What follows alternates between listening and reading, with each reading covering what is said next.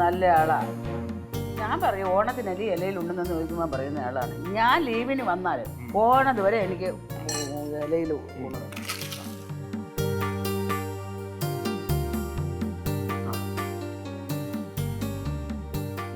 നല്ല പരുവത്തിന് ഞാൻ കണ്ട ഞാനാണിത് പൊരിച്ചെടുത്തത് തന്നെ സമ്മതിച്ച്. അല്ലേ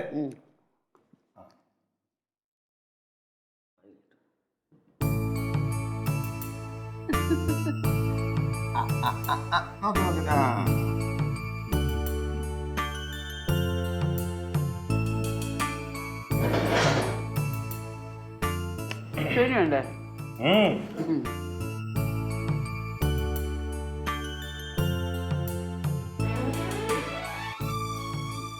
ഇങ്ങനെ ആയല്ലേ? എങ്ങനെയായി?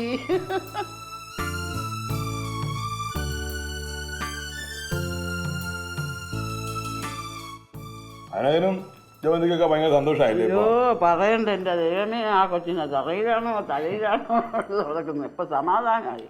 അല്ല, എത്ര നാളത്തെ പ്രാർത്ഥനയായിരുന്നു, അതൊക്കെ നടന്നു. അല്ലെങ്കിൽ പിന്നെ ഇനി അവനും വലിയ ആഗ്രഹങ്ങളൊക്കെ. ഭയങ്കര സങ്കടമായിരുന്നു കൊച്ചിനല്ലേ? എവിടെ നിന്ന് കിട്ടിയെന്ന് പറഞ്ഞ കൊച്ചിനെ മൂകാംബികന്ന്. എങ്ങനെ കിട്ടി? ദത്തെടുത്ത് എഴുത്തൂതൊക്കെ കഴിഞ്ഞിട്ടല്ലേ കൊണ്ടുവന്നിരിക്കുന്നത്. എന്താ പറഞ്ഞ? മൂകാംബികന്ന് ദത്തെടുത്തതാ. എഴുത്ത് കുത്തി രേഖാമൂലം കൊണ്ടുവന്ന കൊച്ചാ അത്.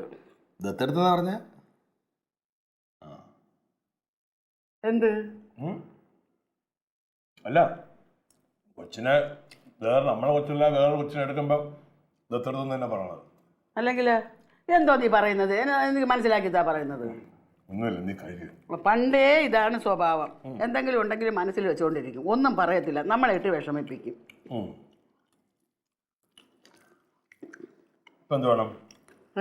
എന്താ വേണ്ട? ഞാൻ അല്ല, അത് എന്താണെന്ന് പറഞ്ഞു തരണം. ഒരു കാര്യം മതി. അല്ല, കുറച്ചേരം മിണ്ടായിരിക്കുമല്ലോ.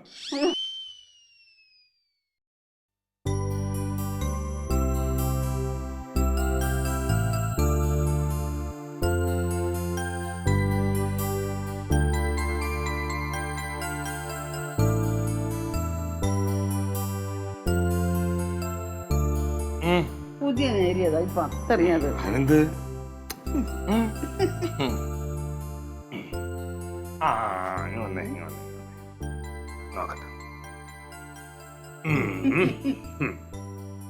ഒന്നല്ല പെണ്ണാനൊക്കെ. അയ്യോ, ഇതിലൊരു മുടി പോലും നരയ്ക്കാനില്ലല്ലോ. ഇത് നരയ്ക്കൂലല്ലോ.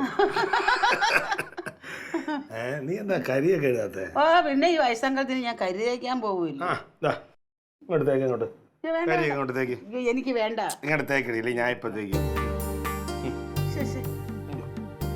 ഞാൻ തേച്ചോളാം. മതിയോ? അതെ.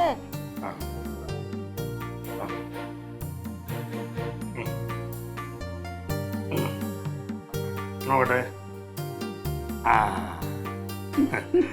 നല്ല സുന്ദരിയായി. നീ എന്താ സിന്ദൂരൊക്കെ ഇടാത്ത ഇവിടെ? ഓ, ഇനിയിപ്പോ വയസ്സുകാലത്ത് സിന്ദൂരം വേണ്ട. എനിക്ക് വയ്യ. സിന്ദൂരൊക്കെ ഇടണം.